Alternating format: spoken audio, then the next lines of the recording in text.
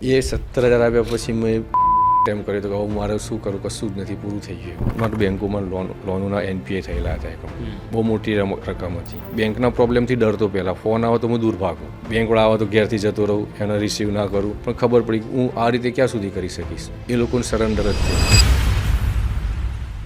મારા જે પ્રોબ્લેમ હતા એ પ્રમાણે આંકડા તો એ કામ કરતું, નોકરીમાં તો કંઈ પૂરું થવાનું નહોતું, એટલે પ્રોબ્લેમથી દૂર ભાગવું એ બી શક્ય નહોતું. એટલે પ્રોબ્લેમનો વેખાડી એ જ ખુરશીમાં જેથી પ્રોબ્લેમ થયો ત્યાંથી આજ દિવસ સુધી ત્યાં જ બેઠો છું. લોસ જે કરો તમે એમ કહો છો લોસ થયો, બરાબર, એ અંદાજે કેટલો આંકડો હશે? 10-12 કરોડ ઉપરનો આંકડો હશે.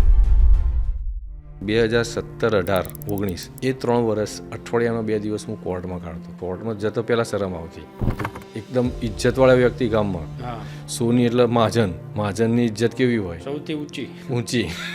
પૈસાનો કોઈને ધિરાણ દીધું હોય તો આપણી પાસે આવે. લોકો પહેલાના જમાનામાં પ્રોબ્લેમ હોય તો મહાજન બેઠો એમ કે મહાજનને બોલાવો, એનો પ્રોબ્લેમ સોલ્વ કરે. એવું ઇજ્જતવાળું ફેમિલી, આખી ફાધરનું નામ બગડી ગયું, આ થઈ ગયું, આ બધા પ્રોબ્લેમ થઈ ગયા. મારો એક સ્વભાવ હતો, ડિસિઝન ઘણીવાર ઓન ધ સ્પોટ લઈ લેતો.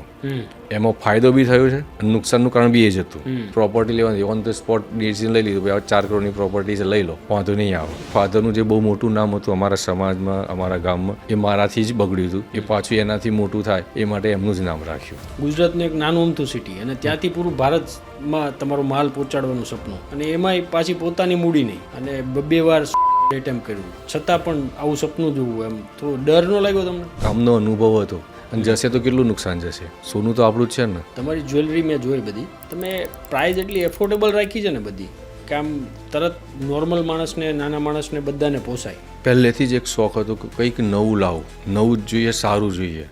એન્ડ યુઝર કોણ? કસ્ટમર. એન્ડ યુઝરને સસ્તું સારું મળવું જોઈએ, તો ઓટોમેટિક રિટેલર સામેથી લેવા આવવાના છે. એનો અમારો માલ એની દુકાનમાં પડી રહેવો જોઈએ નહીં. સૌથી સસ્તી કિંમત જ, રેન્જ અમારી કોઈ 15,000 ઉપરની નહીં, અને 15,000 ઉપરની રેન્જ નહીં હોય છતાં આવી જ્વેલરી બનાવી, એ એક કન્સેપ્ટ માર્કેટનો અલગ લાયા અમે. યંગ જનરેશન, જેન જી કહે છે, એ લોકોને આ ટાઈપની જ જ્વેલરી ગમતી હોય છે. જો આપણે કસ્ટમરની તકલીફ સમજીને કામ કરીશું ને, તો આપણે સારો બિઝનેસ કરી શકીશું. કસ્ટમરનો ફાયદો વિચારશું.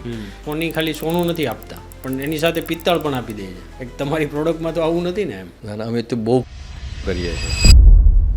અત્યારે તમે ઘણા જ્વેલર્સની એડ જોતા હશો કે 0% મેકિંગ ચાર્જમાં એ બનાવીને આપે છે. શું એ પોસિબલ છે? તમને લાગે છે? સ્કીમ જ હોય.